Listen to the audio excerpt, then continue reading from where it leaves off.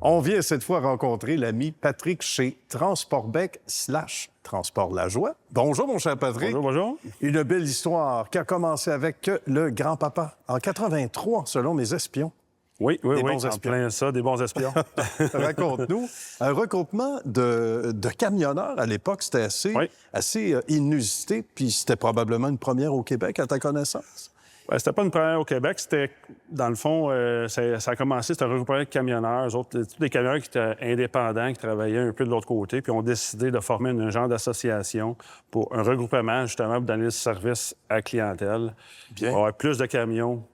Et plus de clients. Plus de clients, éventuellement, c'est ça l'objectif. Oui. Et tant mieux, parce que ça prend du volume pour bien servir sa clientèle, surtout dans ce domaine-là. Oui. T'en sais quelque chose. Là, ensuite, le paternel a suivi. C'est ça qui est beau des entreprises de famille, c'est qu'à un moment donné... mon père commençait avec, dans le fond, au début, il était 12 actionnaires quand on commençait. Mon père, mon grand-père, avec des collègues de travail. Puis au fil du temps, bien, là, il y en a une couple qui ont pris leur retraite, qui ont parti... chacun de leur côté. Chacun de l'autre côté. On les a laissés sur le chemin. C'est en plein ça, c'est en plein ça. Et finalement... Là, une couple d'années, il était rendu 6 actionnaires. OK.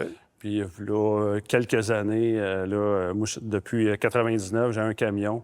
Je m'impliquais de plus en plus dans la compagnie. Fait qu'on a racheté les parts des actionnaires. Bien. Pour finir présentement juste mon père là, qui est à la tête de Transportbec. Parce qu'évidemment, c'était naturel probablement pour toi de suivre les traces de ton père et aussi ton grand-père par le fait même. Mais qu'est-ce qui t'a amené dans le domaine? Bien, depuis que je suis tout petit, j'ai tout le temps suivi mon père. Oui. Le matin, il ne me réveillait pas pour aller travailler. J'étais choqué après lui. T'étais déjà dans le boîte du truck. J'étais quasiment déjà dans la boîte. Fait que j'ai suivi tout le temps mon père. Ouais. Fait que le camionnage, il faut être ça dans le sang C'est sûr. pour aimer ça. Il y a toutes sortes d'embûches dans tout, mais surtout ce métier-là. Fait que j'avais ça dans le sang, le camionnage. Fait que là, en 99, mon père m'a vendu un de ses camions OK. pour Que tu fasses commencer la la main un peu. business. C'est en Ouais. plein ça. Puis là, au fil du temps, bien là, j'ai acheté un camion, un autre camion, un camion neuf. Puis là, j'ai monté ma flotte tranquillement dans les années peut-être 2008, 2009. OK.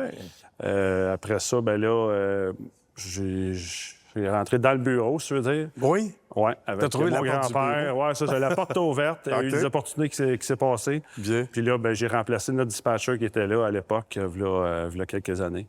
Puis là, ben, j'ai pris la place. Mon grand-père qui était là aussi, fait que j'ai pris sa place tranquillement. Prendre le métier aussi. C'était un autre chauffer un autre camion pour faire de la répartition. Oh, oui. S'occuper de la clientèle, c'est bien différent. Il y a des soirs où tu rentres tard. Il y a des soirs où tu rentres pas. Ou presque. Donc, Oui, c'est pas mal ça. C'est Faut pas pas que tu mal regardes ça. les heures Ouais, que tu mets quand tu as une business, surtout dans le transport.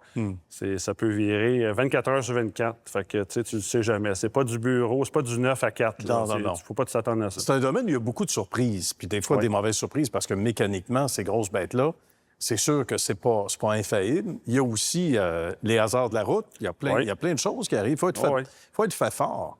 Faut être fait fort. Hein? Faut être fait fort, C'est effectivement. sûr. Puis ta polyvalence, tu dirais, Patrick, que c'est ça qui t'a aidé depuis le début, être un bon gestionnaire maintenant ou co-gestionnaire, parce que le fait de toucher à tout, le mécano qui a terminé sa journée puis qui a raison puis c'est mérité, toi, tu peux te retrouver en dessous du camion et dire, regarde, je vais aider le camionneur parce qu'il part demain matin. En Il faut que plein tu ça. puisses veiller au grain, là. Oui, c'est ça. On touche un peu à tout. Fait que tant que je vais être dans le bureau l'après-midi, le soir, ben là, je vais être un peu dans le garage pour aider justement que les camions soient prêts le lendemain, que nos chauffeurs soient sur la route, puis aller gagner notre pain. Mais j'imagine que tes chauffeurs, tes employés doivent apprécier ça, que tu n'es pas dans ta tour d'ivoire, sans dire que ça existe beaucoup, mais il y en a qui peuvent peut-être faire le choix d'être dans leur tour d'ivoire puis pas trop se salir les mains. C'est pas ton cas, là. Non, ça c'est sûr. Ça reflète, mes employés reflètent le patron, comme ils disent. Oui. On a une belle gang d'employés qui nous aident. Sans eux autres aussi, on n'est pas rendu là. Fait que, tu sais, ça prend des bons employés pour qui t'appuient dans tes... Pas dans ton projet, mais dans Toutes ta tes business. démarches dans tes business. démarches, c'est ça. Ça En ressemble plein à quoi aujourd'hui? Parce que, bon, il y a La Joie Transport, on va démystifier les deux, et Transportbec. La différence entre les deux, là? La différence entre les deux, c'est Transportbec, c'est l'entité qui fait la répartition, qui engage des camionneurs. On engage plus de 100 camions par jour à Pointe de l'été. L'hiver, on fait le déneigement de l'aéroport de Montréal. On a des contrats divers.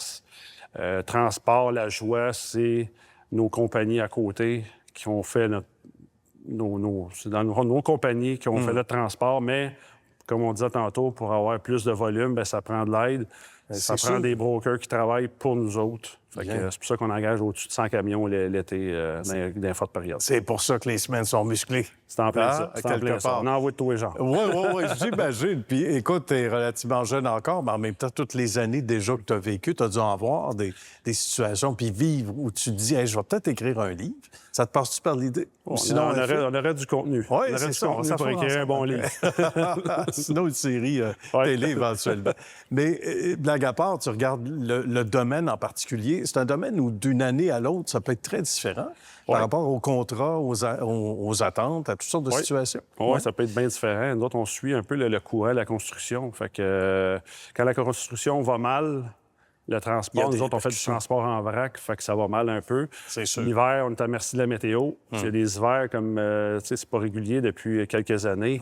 Un hiver qui n'a pas de neige, c'est pas de sous pour nous. Fait que c'est comme on dépend de la météo l'hiver. Puis bravo pour la nouvelle bâtisse. Ça fait 2 ans au moment où on enregistre l'entrevue. Félicitations. 11 000 pieds carrés, ça, c'est seulement la bâtisse. Oui, c'est plus le terrain, tout asphalté. Non, c'est un beau projet qu'on avait en tête depuis plusieurs années. Bravo. C'est une belle... on est bien fiers. Certains informateurs disent que ça risque d'être trop petit encore, avant longtemps. On ne sait jamais. Ça, c'est un beau problème.